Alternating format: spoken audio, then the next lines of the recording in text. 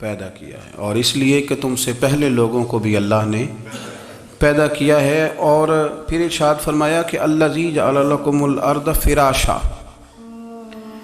وہی رب ہے جس نے تمہارے لیے زمین کو فرش بنایا ہے، والسماء بناء، اور آسمان کو چھت بنایا ہے، وانزل من السماء ماء فاخرج به من الثمرات رزقا لکم،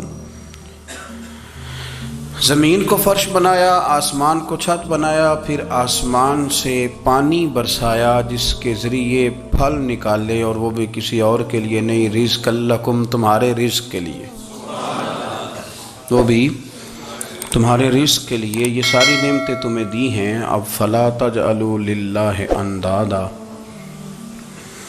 اب تم اللہ کے ساتھ کسی کو شریک نہ بناؤ، وانتم تعلمون، اور تم جانتے بھی ہو، تمہیں خبر بھی، تمہیں پتہ ہے کہ عبادت اللہ کی کرنی چاہیے، تمہیں پتہ ہے کہ نماز پڑھنی چاہیے، تم جانتے ہو کہ نوافل ادا کرنے چاہیے، تمہیں پتہ ہے کہ سجدے آنکھیں بند کر کے جھوٹ کی زندگی جی کے، اپنے ساتھ بددیانتی کر کے، دھوکہ دے کے، اپنے آپ کو دائیں بائیں، اپنے آپ کو کہیں مصروف رکھ کے کچھ وقت ضائع تو کر لیتے ہو، پر تمہیں پتہ تو ہے نا کہ عبادت اللہ کی کرنی، تمہیں اس کی خبر ہے۔ فرمایا اس رب کی، دیکھیں نا، انسان پر اگر کوئی شخص نیکی کر دیتا ہے، احسان کر دیتا ہے، تو انسان اس کے سامنے پھر گردن نہیں اٹھا سکتا، یار یہ میرے مشکل وقت کا دوست ہے، اس نے میرے ساتھ نیکی کی ہے، کبھی بھی گردن نہیں اٹھائے گا، جھکا کے رکھے گا۔ تو اگر عام کوئی نیکی کر دے تو اس کے سامنے انسان کبھی گردن نہیں اٹھاتا، تو جو رب ساری نعمتیں عطا فرمائے، جو کہے کہ تیری تخلیق میں نے کی، تجھ سے پہلوں کو بھی پیدا میں نے کیا، تیرے لیے زمین کا بچھونا بھی میں نے بچھایا، آسمان کی چھت بھی میں نے لگائی، تیرے لیے زمین سے ساری اناج کو، پھل کو، کھیتیوں کو نکالا بھی تیرے لیے، اب تو اس طرح کر کہ تو میری عبادت کر، تو میری بارگاہ میں جھک جا۔ بہت سارے نشے لوگوں کو لگے ہوئے ہوتے ہیں، ہر آدمی کوئی نہ کوئی نشہ کرتا ہے، کوئی دولت کا کرتا ہے، کوئی شہرت کا کرتا ہے، کوئی اپنی تعریف کا نشہ کرتا ہے، دو چار لوگوں سے تعریف سن کے مطمئن ہو جاتا ہے۔ ناراض تو نہیں ہو گیا اس جملے سے؟ آپ کرتے ہیں لوگ دولت کا نشہ بھی، یہ جب نقصان ہوتا ہے تو بندے بیمار نہیں ہو جاتے، پیسے ڈوب جاتے ہیں تو لوگ بیمار نہیں ہو جاتے، تو اس کا مطلب یہ ہوتا ہے کہ نشہ ٹوٹ گیا ہے۔ اب بہک ہوئے ہیں نا تھوڑے سے تو کانپتے ہیں، تڑپتے ہیں، پریشان، نشہ ہی اسی طرح ہی کرتا ہے نا، نہیں ملتا تو پریشان ہوتا ہے۔ یہ سارے نشے ہیں، مختلف قسم کا نشہ۔ اب مانتے نہیں اس بات کو، تسلیم نہیں کرتے، کیونکہ تسلیم کرنا بڑا مشکل کام ہے، اس کے لیے تو بڑی ساری چیزیں جو ہیں وہ دبوچ کے اور بڑی سارے رستے پھلانگ کے آنا پڑتا ہے، تو بڑا مشکل ہے ماننا، ورنہ کرتے ہیں ہم، ہمارا مزاج ہے۔ یہ گھومنے پھرنے کا، دنیا دیکھنے کا بھی ایک نشہ ہے، یہ بہت ساری باتیں کرنے کا بھی ایک نشہ ہے، گپ شپ کا بھی ایک نشہ ہے۔ دو چار لوگوں کی جب تک پگڑیاں نہ کھول لیں، بعض لوگوں کو نیند نہیں آتی، یہ غیبت کا، چغلی کا، بددیانتی کا، یہ بھی ایک نشہ ہے۔ اس پر ملا رومی رحمۃ اللہ نے بڑا کلام لکھا ہے، وہ کہتے ہیں مانگ کے کھانے کا بھی نشہ ہے،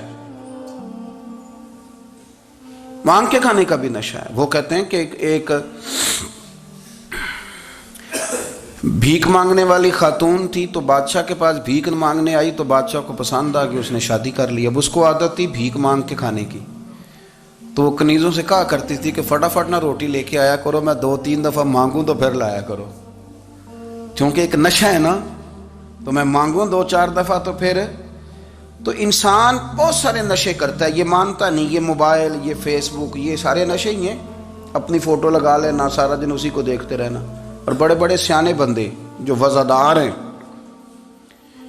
بڑے وزادار لوگ ہیں، لیکن وہ بھی سنجیدگی کے قائل نہیں، اس طرح کے نشوں کا شکار ہیں۔ یہ سارے نشے ہیں جو ہم نے پال لیے۔ ہمارے صوفیاء، ہمارے بزرگ فرماتے ہیں کہ تم اس طرح کرو، اگر سارے نشوں سے بچنا چاہتے ہو تو سجدے کا نشہ شروع کرو، سجدے کا نشہ شروع کرو۔ یہ نا اقبال کہتے ہیں عطار ہو رومی ہو رازی، آپ بات کو سمجھیں، عطار ہو رومی ہو رازی ہو غزالی ہو کچھ ہاتھ نہیں آتا بے آہ سحر گاہی۔ کہتے ہیں بہت بڑا صوفی ہو جیسے فرید الدین عطار تھے، بہت بڑا تصوف کا امام ہو جیسے امام غزالی تھے، بہت بڑا تفسیر کا استاد ہو جیسے امام رازی ہو، عطار ہو رومی ہو رازی ہو غزالی ہو، پر کچھ ہاتھ نہیں آتا بے آہ سحر گاہی۔ اگر سویرے اٹھ کے روتا نہیں نا اللہ کی بارگاہ میں، اگر تہجد نہیں نہ پڑھتا تو کچھ ہاتھ نہیں آتا بے آہ سحر گاہی، پھر اس کو کوئی چیز نصیب۔ میری بات کی سمجھ آ رہی ہے آپ حضرات؟ جب تک آپ سویرے نہیں اٹھتے، آپ اللہ اللہ نہیں کرتے، آپ کو نوافل کا چسکا نہیں، عبادت کا مزہ نہیں، فرمایا میری عبادت کرو، یہ شوق پیدا کرو، میں نے تمہیں پیدا کیا ہے۔ ہم لوگوں کے نشے مختلف نشے، بڑا عجیب رنگ ہے۔ محفل کی صدارت کرنے والے بڑے پیر صاحب، بڑے القابات، بیچ میں سے بندہ تلاش کرنے سے بھی نہیں مل رہا، اتنے بڑے لقب ہیں اس کے، لیکن وہ سج سنور کے 2.5 گھنٹے بیٹھا رہا محفل میں، اور نماز کا وقت آیا تو اس نے مختصر سی پڑھی، وہ نکل گیا، وہ ہلکے سے سجدے کیے۔ اتنا بڑا عشق رسول نعت خواں، ہو کیا بات ہے، اور عشق رسول کا بہت بڑا پیغامبر، بہت بڑا مبلغ، اور بیچارہ سمجھ ہی نہیں سکا کہ اللہ کے رسول نے فرمایا تو نماز پڑھ میری آنکھیں ٹھنڈی ہو جائیں گی۔ تو یہ نشے کے عادی تو ہیں پر حقیقت کے قائل نہیں ہیں۔ یہ بس ٹھیک ہے، خوابوں کی دنیا میں لوگ زندہ ہیں، پر جن کو یہ جو نشہ تھا نا عبادت کا، یہ میرے رسول پاک کی چاہت ہے، یہ میرے نبی کریم علیہ السلام کی۔ آپ دیکھیں نا حضور مہینوں جا کے غار حرا میں بیٹھتے، کیا وہاں تبلیغ کرتے تھے؟ کوئی کتاب لکھتے تھے؟ رسول کریم علیہ السلام مہینہ رہتے غار حرا میں، کوئی نہ مجھے دیکھے، کوئی نہ مجھے ملے، حضور یہاں کیا ہے؟ فرمایا میں اپنے رب کی عبادت کروں گا۔ نبی کریم علیہ السلام نے سجدوں کے ساتھ پتھروں اور پہاڑوں کو آباد کر دیا، سجدوں کے ساتھ۔ آپ کا سجدہ آپ کو بہت ساری چیزوں سے چھڑا لیتا ہے، یہ بہت ساری جگہوں سے جھکنے سے بچا لیتا ہے۔ صوفیاء اولیاء یہ کیا کرتے تھے؟ یہ سجدے کا ذوق ہی تو پیدا کرتے تھے، سجدے کا ذوق۔ شاہ عبد العزیز دباغ رحمۃ اللہ تعالی علیہ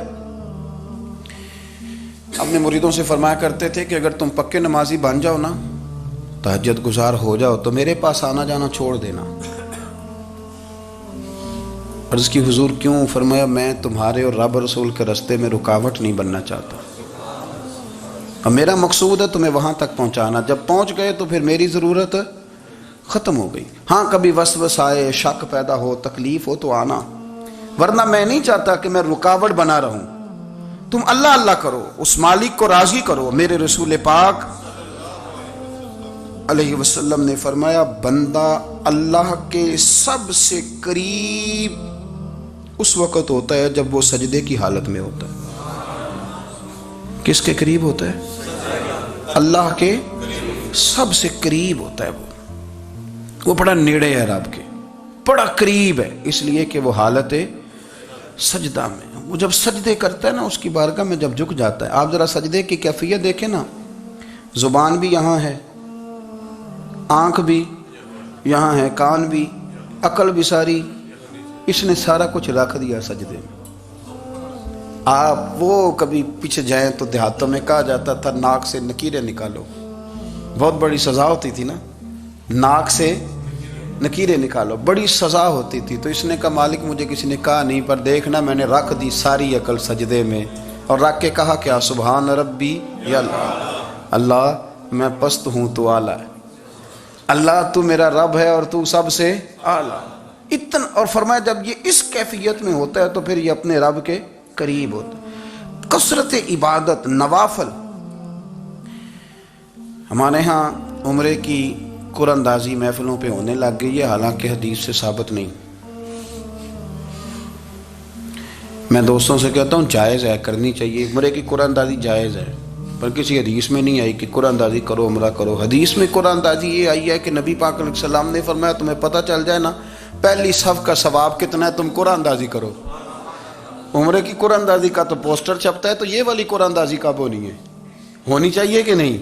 حضور نے فرمایا تمہیں پتہ چلے کہ اس کا ثواب کتنا تو تم قرآن اندازی کرو، تم قرآن ڈالو۔ جب آپ نماز پڑھ رہے ہوتے ہیں، جب آپ کا مصلی آباد ہوتا ہے، صلاح الدین ایوبی ایک بزرگ سے ملاقات ہو گئی، بیت المقدس پر قبضہ تھا عیسائیوں کا، تو صلاح الدین بڑے پریشان تھے۔ وہ بابا جی کہنے لگے پتر کیا ہوا؟ کہنے لگے حضور پتہ چلا ہے دشمن کے 2 بحری بیڑے اسلحہ لے کے آ رہے ہیں، مسلمان پہلے ہی کمزور ہیں، اور اب اگر 2 بحری بیڑے اور آ گئے تو حضور مسئلہ بن جائے گا۔ تو میں پریشان ہوں کہ کس طرح یہ کم مسئلے والی ہماری فوج ہے کیسے مقابلہ کرے گی۔ تو بابا جی کہنے لگے پتر اس طرح کرنا، آج رات تو بھی دعا کرنا اور میں بھی کروں گا، تو بھی دعا کرنا، آپ ناراض نہ ہونا، ہم تو پیروں والے ہیں، ہم تو پیروں کے نوکر غلام ہیں، ہمارا تو گزارا ہی نہیں، ہمیں تو ملتا ہے سارا کچھ وہاں سے۔ پر میرا سوال یہ ہے کہ تعویذ لینے جاتے ہو نفل کیوں نہیں پڑھتے؟ رات اللہ اللہ کیوں نہیں کرتے؟ یہ بھی تو ہمارے بزرگوں کا ہی طریقہ ہے، انہوں نے تو ہمیں سکھایا ہے۔ صلاح الدین ایوبی سے بزرگوں نے کہا کہ رات آج نا اللہ اللہ کرنا، تو میں تیرے لیے دعا کروں گا، تو بھی دعا کرنا۔ تو بندہ جب دکھی ہوتا ہے تو سجدہ کرتا ہے تو پھر ہی تو مصلی بھیگ جاتا ہے، پھر ہی تو مزہ آتا ہے۔ سکھی بندہ تو کعبے جا کے نہیں روتا، دکھی تھے، تکلیف تھی، تو سر رکھا سجدے میں تو تڑپ گئے۔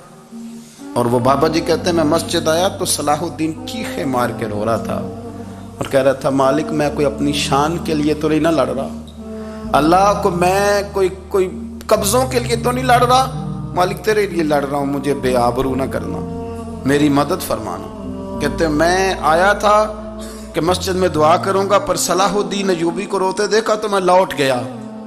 تو سویرے صلاح الدین ملے تو بڑے خوش تھے۔ میں نے کہا پتر کیا ہوا؟ کہنے لگے حضور وہ بحری بیڑے 2 آ رہے تھے نا اسلحہ لے کے، دونوں ڈوب گئے پانی میں ڈوب گئے۔ تو بابا جی کہنے لگے صلاح الدین وہ پانی میں نہیں ڈوبے، وہ تیرے آنسوؤں میں ڈوب گئے، وہ غرق ہو گئے۔ وہ جو تو نے مصلی آباد کیا تو وہ تیرے آنسوؤں میں ڈوب گئے، وہ غرق ہو گئے، وہ تباہ، اتنے قیمتی تھے تیرے آنسو کے بہا لے گئے دشمن کے بحری بیڑوں کو۔ میرے بھائی ٹھیک ہو گیا جی، میرے عزیز سمجھ لیں اس بات کو ہمیشہ کے لیے، اور اس پر غور کر لیں اچھے طریقے سے کہ میرے رسول کریم سید عالم صلی اللہ علیہ وسلم نے نا ہماری توجہ دلائی، حضور نے ہمیں بتلایا، ہمارا ذوق بڑھایا عبادت کی طرف۔ ایک صحابی تھے حضرت ابو فاطمہ رضی اللہ تعالیٰ عنہ، یہ ترمذی شریف کی حدیث ہے۔ نبی پاک علیہ السلام نے فرمایا ابو فاطمہ قیامت کے دن مجھ سے جلدی ملنا چاہتے ہو کہ دیر کے ساتھ؟ تو کہنے لگے حضور کون ہوگا جو دیر سے ملنا چاہے گا، ہم نے تو جان دے دی وعدہ دیدار پر۔ اعلیٰ حضرت فرماتے ہیں جان دے دی وعدہ اور نقد اپنا دام ہو ہی جائے گا۔ مجھے لگتا ہے کہ یہ سودا نقد و نقد ہو جانا ہے، چونکہ ہم نے جان دے دی وعدہ دیدار پر۔ آپ نے وعدہ کیا تھا کہ مریں گے تو پھر زیارت ہوگی، تو مر گئے ہم زیارت کی خاطر۔ جان دے دی وعدہ دیدار پر تو نقد اپنا دام ہو ہی جائے گا۔ اے رضا ہر کام کا ایک وقت ہے، دل کو بھی آرام ہو ہی جائے گا۔ تو حضرت ابو فاطمہ رضی اللہ تعالیٰ عنہ سے نبی پاک صلی اللہ علیہ وسلم نے فرمایا جلدی ملنا چاہتے ہو کہ دیر سے؟ عرض کی حضور فٹافٹ ملنا ہے، میں نے قیامت کے دن آپ سے جلدی ملنا ہے۔ تو نبی پاک علیہ السلام نے فرمایا پھر اس طرح کرنا، دنیا میں رہ کے سجدے زیادہ کرنا، پھر سجدے زیادہ کرنا، قیامت میں ملاقات جلدی ہو جائے گی، قرب ملے گا تمہیں۔ اپنے بچوں کے اندر دیکھیں نا، ہم شوق پیدا کرتے ہیں، ہمیں صحیح لفظ نہیں بولنے آتے پر ہم بچوں میں شوق پیدا کرتے ہیں کہ پتر ڈاکٹر بن جائے گا تو بڑا نفع کرے گا، تو لوگوں کی خدمت کرے گا، ملک و ملت کی خدمت کرے گا، تیرے ابا کا نام روشن ہوگا، تیرے دادا کی تعریفیں ہوں گی۔ ہم یہ ذوق پیدا کرتے ہیں، ہم اپنے نوجوانوں کے اندر یہ فکر پیدا کرتے ہیں، انہیں ہم سمجھاتے ہیں کہ میاں جب تم پڑھو گے، محنت کرو گے تو فلاں آدمی کی طرح تمہارا نام ہوگا۔ یہ جتنا ذوق ہم بچوں کے اندر ان چیزوں کا پیدا کرتے، ہمیں حکم ہے کسی طرح ہم ذوق پیدا کریں کہ پتر نماز پڑھے گا تو اللہ راضی ہو جائے گا، تو سجدہ کرے گا۔ دیکھیں نا میرے رسول کریم علیہ السلام نے فرمایا 7 سال کے بچے کو مسجد لے کے جاؤ، یعنی اسے شوق دلاؤ، اس کے اندر یہ خاصیت پیدا کرو کہ اس کا دل کرے مسجد میں جانے کو، اس کے اندر یہ خصوصیات لاؤ کہ وہ ہمارے ہاں نا ہر چیز کو پروموٹ کیا جا رہا ہے، ہر چیز کو، ہر چیز کو، یعنی سر سنگیت سکھانے کے لیے اکیڈمیاں بن گئی ہیں، ہر شے پروموٹ ہو رہی ہے، عبادت کا جذبہ کم ہوتا جا رہا ہے، اللہ اللہ کا ذوق ہمارے اندر نہیں رہا۔ اور اتنا مشکل ہم نے اپنے لیے بنا لیا ہے کہ وہ بندہ جو بڑی زبردست مذہبی گفتگو کر رہا تھا اور تگڑی بات کر رہا تھا، کیا بات ہے، لیکن نماز کے بارے میں کمزوری دکھا جاتا ہے، نوافل کے بارے میں وہ چپکے سے نکل جاتا ہے۔ امام احمد بن حنبل رحمۃ اللہ تعالی علیہ، مسند امام احمد بن حنبل 14 جلدوں میں ہے مارکیٹ میں، اور مجھے تو خیر پسند ہی بڑی ہے، میں نے تو کئی دفعہ پڑھی ہے، اور کیا بات ہے امام احمد بن حنبل کی، کیسے تگڑے قسم کے محدث تھے اور اللہ نے کتنا انہیں اعزاز عطا فرمایا ہوا تھا۔ یہ کوڑے بھی کھاتے تھے دین کی خاطر، سارا کرتا لہو سے بھر بھی جایا کرتا تھا، بڑا اعزاز والا شخص تھے، بڑے اعزاز والے، حدیثیں جمع کرنا، حدیثیں لکھنا، حدیث پڑھانا، سارا دن رہتے تھے، کہہ سکتے تھے کہ میں کر تو رہا ہوں کام، اور حدیث بھی موجود ہے کہ عالم عابد سے افضل ہوتا ہے، پر اس کے باوجود امام احمد بن حنبل رحمۃ اللہ علیہ 300 نفل فرض نمازوں کے علاوہ پڑھا کرتے تھے، 300 نوافل روز پڑھا کرتے تھے۔ ان کے بیٹے نے کہا ابا جی مکان خریدنا ہے تو وہ جگہ کہاں کر کے لوں، بہت ساری آبادیاں، تو فرمایا پتر وہاں لینا جہاں مسجد قریب ہو۔ میرے رسول کریم سید عالم صلی اللہ علیہ وسلم اتنا پسند کرتے مسجد کو، اتنا پسند کرتے نماز کو، کہ رسول کریم صلی اللہ علیہ وسلم تہجد کی نماز بھی پڑھتے، پھر حضور فجر کی نماز بھی پڑھتے، نبی پاک وتر کو الگ کر کے پڑھتے، عشاء کے ساتھ نہیں پڑھتے۔ یہ تو ہم اس لیے اجازت دی ہمارے بزرگوں نے کہ بعد میں اٹھے گا کون علیحدہ وتر پڑھنے کے لیے، عشاء کے ساتھ پڑھ لے، وتر پڑھتے، تہجد پڑھتے، فجر پڑھتے، اشراق پڑھتے، چاشت پڑھتے، پھر مغرب کی نماز کے بعد 6 رکعت اوابین پڑھتے، پھر رات کو صلاۃ اللیل پڑھتے۔ سیدہ عائشہ صدیقہ کہتی ہیں زمانہ سو جاتا اور میرے رسول مصلی بچھا کے کھڑے ہو جاتے، او یار کھیتی باڑی کر کے نہیں، محنت مزدوری کر کے نہیں، جناب عائشہ کہتی ہیں میں یہ بھی دیکھتی کہ حضور ایک آیت شروع کرتے تو ساری رات اسی کو پڑھتے، اور میری نظر جاتی تو قدم مبارک پہ ورم آ جاتا، یار نماز پڑھ پڑھ کے اتنی مشقت کر کے، اتنی جد و جہد کر کے ورم آ گیا، یا رسول اللہ اتنی محنت کیوں کرتے ہو؟ فرمایا افلا اکون عبدا شکورا، کیا میں اپنے رب کا شکر گزار بندہ نہ بنوں؟ صحابہ کا ذوق عبادتوں کا، ریاضتوں کا، تلاوتوں کا، طبیعت ہے ان کی، وہ ایک دوسرے کو، حضرت مولا علی شیر خدا کرم اللہ تعالی وجہہ الکریم کے زمانے میں روم کے بادشاہ نے کہا یار یہ مسلمانوں کا پتہ تو کرو، یہ آخر کیوں اتنے زیادہ مجاہد ہیں؟ اس زمانے میں جاسوس بھیجنے کا مزاج تھا، اب تو جاسوس پکڑا جاتا ہے، اب تو جاسوس ہے، اور جاسوسی کا شوق ویسے آج بھی ہے۔ عرض کروں تھوڑی سی بات اس عنوان سے، پتہ کیا ہمارا مسئلہ ہے؟ ہم جہاں جاتے ہیں نا وہاں تھوڑی خوشبو سونگنے کی کوشش کرتے ہیں، وہ کیا ہے تو یہ کیا ہے تو ادھر کیا ہے تو تھوڑا سا ادھر کیا ہے۔ میرے رسول پاک پڑھیے درود شریف، سارے پڑھیے ذرا زور سے، صلی اللہ تعالی۔ نبی پاک علیہ السلام نے فرمایا جاسوسی نہ کرنا ورنہ تم بندوں کو خراب کر دو گے، اور فرمایا اس طرح نہ ہو کہ تم کسی کے آپ کھول نہ نکلو تو تمہارے پہلے کھول جائیں۔ یہ جو ذوق ہے نا یہ ختم کریں، چھوڑیں، مطلب آپ کس چکر میں پڑے ہوئے ہیں، اتنی زیادہ توجہ کرنے کی کیا ضرورت ہے؟ اپنے کام سے کام رکھیں، اس میں بندہ تھوڑا سا نا آسان رہتا ہے۔ یہ جو بہت زیادہ ٹٹولنے والے لوگ ہوتے ہیں نا وہ بیچارے پھر عمر ٹٹولتے ہی گزار دیتے ہیں، اس لیے کہ مزاج ہی بہت پکا ہے، بوری کا منہ کھول کے اندر تک ہاتھ ڈالنا، تو پھر کئی دفعہ سامنے سے بچھو بھی لڑ جاتا ہے، خرابی ہوتی ہے۔ تو جاسوسی کی جاتی تھی، اس نے بھی جاسوس بھیجے، کیونکہ قبیلوں کے لوگ تھے، کچھ مسلم کچھ کافر، پہچانے نہیں جاتے تھے لوگ، تو کچھ لوگ اس نے بھیجے، انہوں نے آ کے نا تحقیق کی، ریسرچ کری کہ آخر ماجرا کیا ہے، تو واپس جا کے انہوں نے رپورٹ دی نا روم کے بادشاہ کو، اس رپورٹ کا ایک جملہ بڑا شاندار ہے، وہ کہنے لگا بادشاہ ہمیں مسلمانوں کی کوئی سمجھ نہیں آئی، ہمیں کوئی سمجھ نہیں آئی۔ انہوں نے کہا کیوں نہیں سمجھ آئی؟ کہنے لگے یار عجیب بندے ہیں، جب رات مسلح پہ بیٹھتے ہیں تو یوں لگتا ہے ان کا دنیا سے رشتہ ہی کوئی نہیں، کوئی کسی کو نہیں جانتا، کوئی اپنے دکھ سنا کے رو رہا ہے، کوئی اپنی بات کر کے رو رہا ہے، لگتا ہے کہ ان کا کوئی رشتہ ہے ہی نہیں۔ جب مسلح پہ بیٹھتے ہیں اور فرمایا جب سویرے یہ جہاد کرنے نکلتے ہیں تو لگتا ہے ان سے زیادہ دلیر ہی کوئی نہیں۔ حالانکہ جو مسلوں پہ رونے دھونے کے لوگ ہوتے ہیں وہ کئی دفعہ جہاد میں کام نہیں کرتے، لیکن عجیب لوگ ہیں کہ رات کے راہب ہیں دن کے مجاہد ہیں، کوئی سمجھ نہیں آتی۔ میرے عزیز، ان لوگوں نے مسلح آباد کر کے رکھا، تلاوتیں ان کا ذوق رہی، منظر روز پڑھنا، اسباق پڑھنا، وظائف پڑھنا، یہ ان کا ذوق رہا۔ اعلیٰ حضرت بریلوی رحمت اللہ نے 1000 کتاب لکھی ہے، لیکن الوظیفۃ الکریمہ کے نام سے جو وہ صبح و شام وظائف پڑھتے تھے وہ الگ انہوں نے ان کو بیان کیا، پابندی کے ساتھ اپنی اللہ اللہ کرتے تھے۔ شیخ شہاب الدین سہروردی رحمت اللہ علیہ، اس پر ایک بندے نے اعتراض کیا، اس نے کہا جی آپ کس قسم کے صوفی ہیں، مرید بیٹھے ہیں اور آپ وہاں نفل پڑھ رہے ہیں؟ یہ بھی بڑا مسئلہ ہوتا ہے نا، جو بندہ ملنے آتا ہے وہ اپنے ٹائم کے حساب سے آتا ہے، اور پھر اس کا یہ بھی خیال ہوتا ہے کہ پیر صاحب جو ہیں وہ چونکہ درویش ہیں تو نہ انہیں روٹی کھانی چاہیے نہ سونا چاہیے، چونکہ وہ درویش ہیں، اور ہم چونکہ درویشوں کے ماننے والے ہیں لہذا ہمارا یہ طریقہ ہونا چاہیے کہ جیسے ہم کہیں درویش ویسے ہی کر جائے۔ حالانکہ جس کو آپ درویش کہیں گے آپ اس کی مانیں گے، آپ منوائیں گے نہیں، ہمارا مزاج ہوتا ہے۔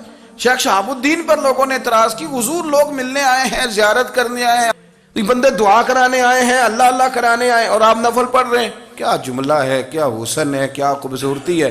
فرمانے لگے رب رسول سے مانگنے کے لیے مصلی بچھایا ہے، اگر وہاں سے مانگوں گا نہیں تو تمہیں دوں گا کیا؟ پہلے مجھے کچھ لے تو لینے دو، اگر میرے پلے کچھ ہے ہوگی تو آگے دوں گا نا، تو میں مانگنے گیا تھا کہ یا اللہ دے تیرے بندے لینے آئے، دے تو میں کچھ لوں گا تو آگے دوں گا نا۔ لیکن ہمارا یہ سٹیٹس، یہ مزاج، یہ شعور نہیں ہے۔ گپیں، کہانیاں، داستانیں، گفتگو، خطابت، واز، کیا بات، لیکن اگر کچھ کرنے کا کام ہو تو وہ نہیں ہم سے ہوتا۔ میرے نبی کریم علیہ الصلوۃ والسلام نے مصلی سے دل لگانے کا درس دیا، حضور نے توجہ دلائی، صحابہ اس ذوق کے حامل لوگ تھے، وہ کوشش کرتے تھے۔ جناب صدیق اکبر رضی اللہ تعالیٰ عنہ کا عبادت کا مزاج ہمیشہ قائم رہا۔ حضرت عمر فاروق ساری رات اللہ کے حضور کھڑے رہے۔ حضرت عثمان غنی رضی اللہ تعالیٰ عنہ عشاء کی نماز پڑھ کے 2 رکعتوں کی نیت باندھتے تھے، 15 سپارے پہلی رکعت میں پڑھ دیتے تھے اور 15 سپارے قرآن مجید کے دوسری رکعت میں پڑھ دیتے۔ آپ نے نا حضرت عمر فاروق کے وصال کے بعد ان کی ایک بیوہ سے نکاح کیا، حضرت عثمان غنی نے نکاح کیا۔ وہ خاتون آپ کے نکاح میں آئیں تو عرض کرنے لگی امیر المومنین میرے لیے یہ اعزاز تو بہت ہے کہ میں امیر المومنین کی بیوہ تھی تو امیر المومنین کی منکوحہ ہو گئی ہوں، لیکن حضور نہ تو میں جوان ہوں کہ میرے اندر رغبت ہوتی اور نہ میں اب اس قابل ہوں کہ کوئی خدمت کر سکوں، میرے ساتھ نکاح کی وجہ کیا بنی؟ تو عثمان غنی رو پڑے، فرمانے لگے میں نے عمر فاروق کو مسجد میں اپنے رب سے ڈرتے ہوئے دیکھا ہے، میں نے اسے روتے ہوئے دیکھا ہے، عدل کرتے دیکھا ہے، انصاف کرتے دیکھا ہے، امت کی خیر خواہی کرتے دیکھا۔ تمہارے ساتھ نکاح اس لیے کیا ہے کہ تم مجھے یہ بتاؤ کہ عمر فاروق گھر کے اندر اپنے رب کو کیسے راضی کرتے تھے، گھر کے اندر کیسے راضی کرتے تھے، وہ طریقے بتلاؤ، تم بتاتی جانا اور میں بھی اسی طرح گھر میں عبادت کروں۔ میرے رسول کریم علیہ الصلوۃ والسلام نے ارشاد فرمایا، حضور فرمانے لگے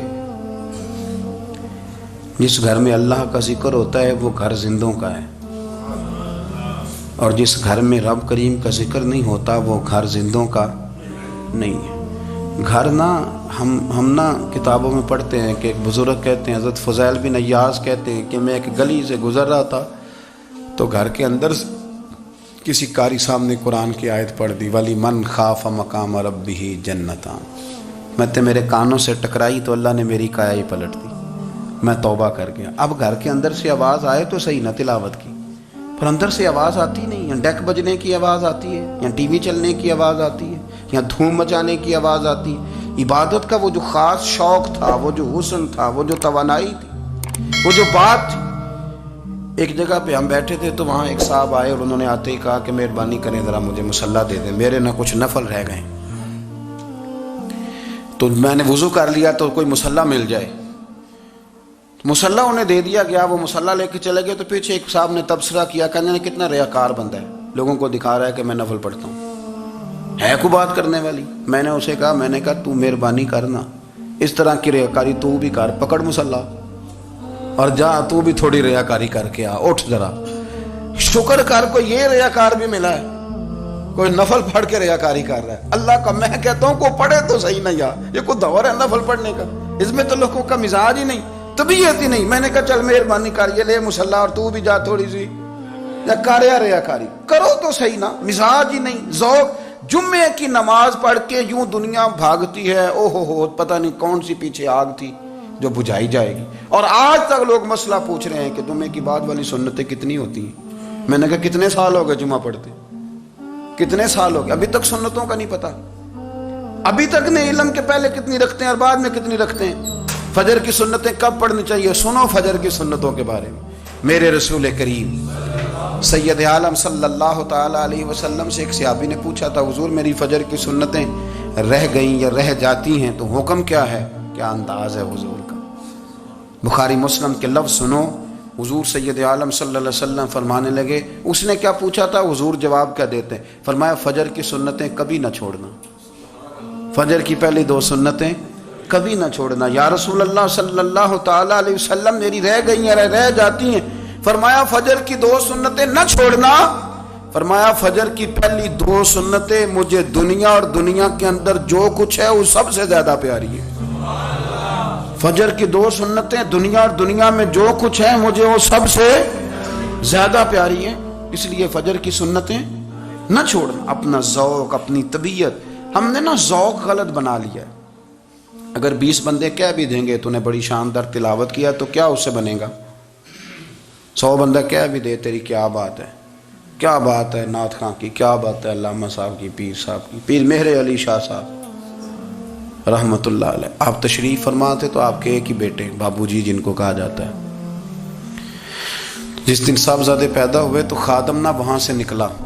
ان لوگوں کے شوق اور طرح کے تھے نا, تو ان کی توجہ بھی اپنے شوق کی طرف رہتی. تو خادم نکلا اندر سے, پیر صاحب مبارک ہو, پیر صاحب مبارک ہو, پیر صاحب مبارک ہو, پیر صاحب مبارک. وہ شور کر رہا ہے تو پیر صاحب کو وجد ہو گیا, اللہ اکبر, اللہ اکبر, اللہ. وہ کیا ہوا, کس بات کی مبارک دے رہے ہو؟ عرض کی حضور اللہ نے بیٹا دیا ہے. تو آپ فرمانے لگے اچھا حضور آپ کیا ہوا, آپ تو پریشان ہو گئے. فرمانے لگے جب تو نے 3 دفعہ کہا نا مہر علی کو مبارک ہو تو میں سمجھا تھا شاید تجھے کسی نے بتا دیا ہے کہ مہر علی سے اللہ راضی ہو گیا.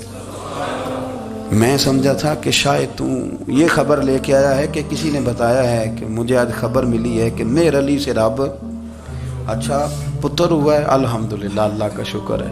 پر میرے لیے مبارک کا دن وہ ہوگا جب میرا رب کہے گا کہ میں مہر علی سے راضی ہوں. میرے محبوب کہیں گے کہ میں مہر علی سے. آپ بات کو سمجھیں, شوق ہی کسی اور طرف تھا, دل ہی کہیں اور لگا ہوا تھا, طبیعت ہی کہیں اور مائل تھی. کوئی وظیفہ پوچھتے تھے تو پڑھتے تھے وہ لوگ, کچھ اللہ اللہ انہیں بتائی جاتی تھی تو کرنے کا ذوق رکھتے تھے, طبیعت تھی, قائل تھے.